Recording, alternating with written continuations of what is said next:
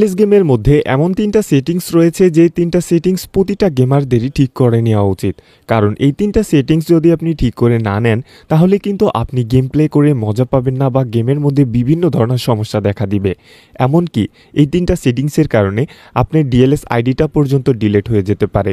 So কি 3টা settings আজকের এই ভিডিওতে আমি বিস্তারিতভাবে আলোচনা করব, তাই ভিডিওর একটা সেকেন্ডও মিস না করে সম্পূর্ণ ভিডিওটি দেখতে থাকুন, কারণ সম্পূর্ণ ভিডিও যদি আপনি না দেখেন তাহলে কিন্তু ভিডিওর কোনো অংশই আপনি বুঝতে পারবেন না। তার আগে আপনারা যারা আমাদের চ্যানেলটি এখনও সাবস্ক্রাইব করেননি অবশ্যই চ্যানেলটি সাবস্ক্রাইব করে দিন।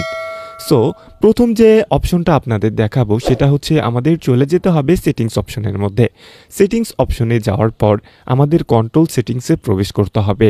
কন্ট্রোল সেটিংসে যাওয়ার পর এখানে আমরা কিন্তু অনেকগুলো অপশন দেখতে পারতেছি, যার মধ্যে প্রথমে রয়েছে auto switch medium, button size রয়েছে মিডিয়াম, কিক অ্যাসিস্ট রয়েছে হাই, ক্রস অ্যাসিস্ট রয়েছে অন এবং ইন গেম ট্যাকটিক্স রয়েছে হচ্ছে অন।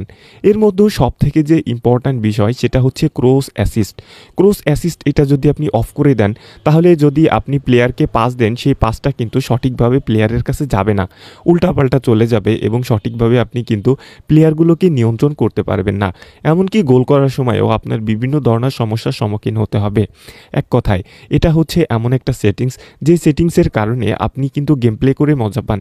সো আপনার যদি এই সেটিংসটা কোনোভাবে অফ হয়ে যায় তাহলে কিন্তু আপনি গেম প্লেতে বিভিন্ন ধরনের সমস্যার সম্মুখীন হবেন। সো অবশ্যই আপনার যদি এই সেটিংসটা অফ করা থাকে অন করে দিবেন। আর আমরা সেকেন্ড যে সেটিংসটা নিয়ে কথা বলবো সেটা হচ্ছে অ্যাডভান্স সেটিংসে প্রবেশ করার পর এখানে আমাদের যে গ্রাফিক্স অপশন রয়েছে, গ্রাফিক্স অপশনের মধ্যে প্রবেশ করার পর এখানে আমরা দেখতে পারতেছি ফ্রেম রেট অটো 60 FPS।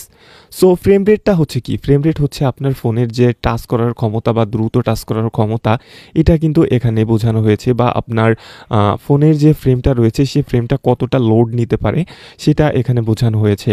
এরপর রয়েছে হচ্ছে কোয়ালিটি, অর্থাৎ আপনার ভিডিওর যে কোয়ালিটি বা গেমের মধ্যে গ্রাফিক্সের যে কোয়ালিটি সেই কোয়ালিটিটা এখানে দেখানো হয়েছে। ট্রাবল শুটিং এটা আপনার তেমন একটা চেঞ্জ করার দরকার নাই। সো উপরের যে দুইটি বিষয় রয়েছে এখানে অটো রয়েছে।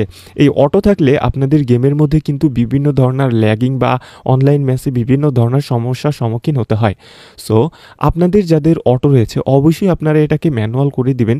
ম্যানুয়াল করে দেওয়ার কারণে আপনাদের গেমের মধ্যে যে ল্যাগিং প্রবলেমটা এবং অনলাইন ম্যাচে যে ল্যাগিং সমস্যা বা নেটওয়ার্ক ইস্যু অনেক কিছুই কিন্তু এই কারণে অনেকটাই কমে যাবে। এই কারণে অটোটাকে আমরা ম্যানুয়াল করে দিব।